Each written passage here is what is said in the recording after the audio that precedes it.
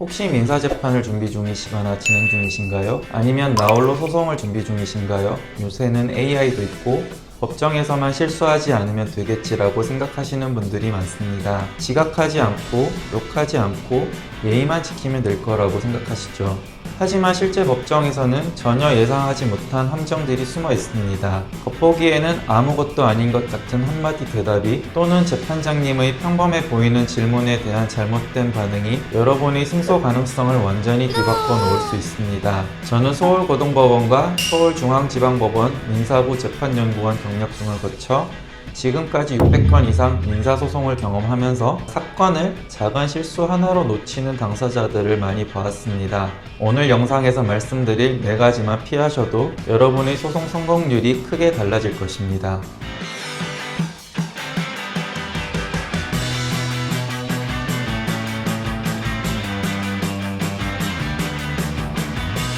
첫 번째는 재판장의 질문을 제대로 이해하지 못했는데 네 라고 대답하는 것입니다.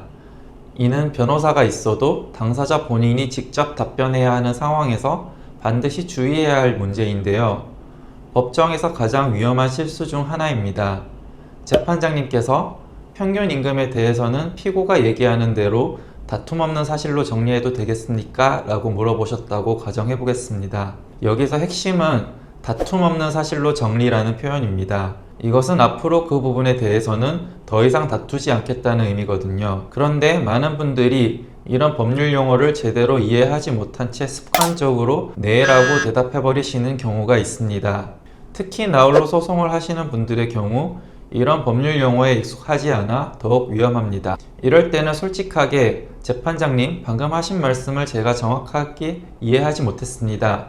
다시 한번 설명해 주시겠습니까? 라고 요청하세요. 재판장님은 친절하게 다시 설명해 주실 것입니다. 두 번째는 답변 내용을 조서에 기재하겠습니다 라는 말을 무시하는 것입니다. 이 사항은 나홀로 소송에서 특히 위험한 함정인데요.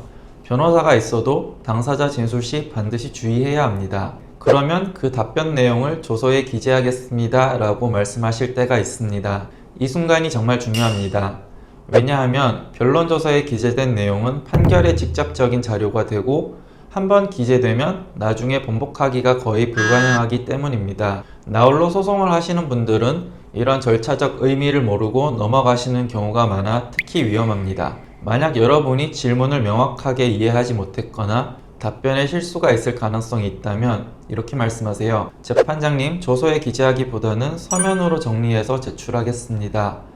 이는 변호사들도 자주 사용하는 전략으로 신중하게 검토한 후 정확한 내용을 서면으로 제출하는 것이 훨씬 안전합니다. 세 번째, 재판장의 변호사 선임 권유를 무시하는 것. 이 상황은 나홀로 소송에서 발생하는 문제입니다. 그런데 이것은 중요한 신호입니다. 재판 진행 중에 재판장님께서 변호사 선임을 한번 고려해 보시는 것이 어떻겠습니까? 라고 조언해 주실 때가 있습니다. 이는 단순한 제안이 아닙니다. 재판장님이 보시기에 여러분의 사건은 승소 가능성이 있는데 법리적 주장이 명확하지 않아서 전문가의 도움이 필요하다고 판단하시는 상황입니다.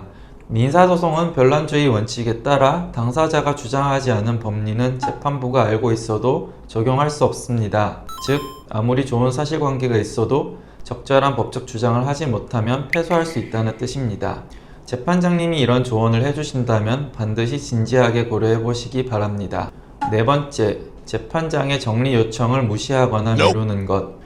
이 상황은 나홀로 소송에서는 절차를 몰라 더욱 위험한 경우입니다. 재판 진행 중에 재판장님께서 다음 기일까지 증거를 신청하고 주장을 정리해서 제출하세요 라고 말씀하시는 경우가 있습니다. 이런 요청을 무시하거나 미루시면 절대 안 됩니다. 재판장님이 이런 말씀을 하시는 것은 현재 정리된 사실관계로는 판결을 내릴 수 없다는 의미이고 더 이상 재판이 지연되는 것을 원하지 않으신다는 신호입니다. 나홀로 소송을 하시는 분들은 이런 절차적 의미를 모르고 단순한 권유로 받아들이시는 경우가 많은데 이는 매우 위험합니다. 만약 이런 요청을 무시하면 소송법상 시기에 늦은 공격 방어 방법으로 판단되어 나중에 제출하는 주장이나 증거가 받아들여지지 않을 수 있습니다. 반드시 정해진 기한 내에 요청 사항을 이행하시기 바랍니다.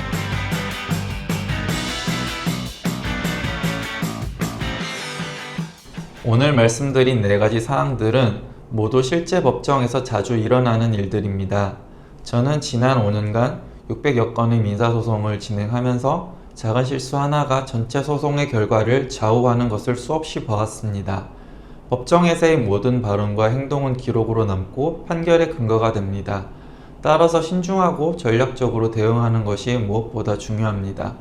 만약 여러분이 현재 민사소송을 진행 중이시거나 소송을 고려하고 계신다면 혼자서 해결하기 어려운 부분이 있을 때 주저하지 마시고 전문가의 도움을 받으시기 바랍니다. 소송 상담이나 사건 의뢰에는 고정 댓글을 참고해 주시고 오늘 영상이 도움되셨다면 좋아요와 구독 부탁드립니다. 지금까지 김한빈 변호사였습니다. 감사합니다.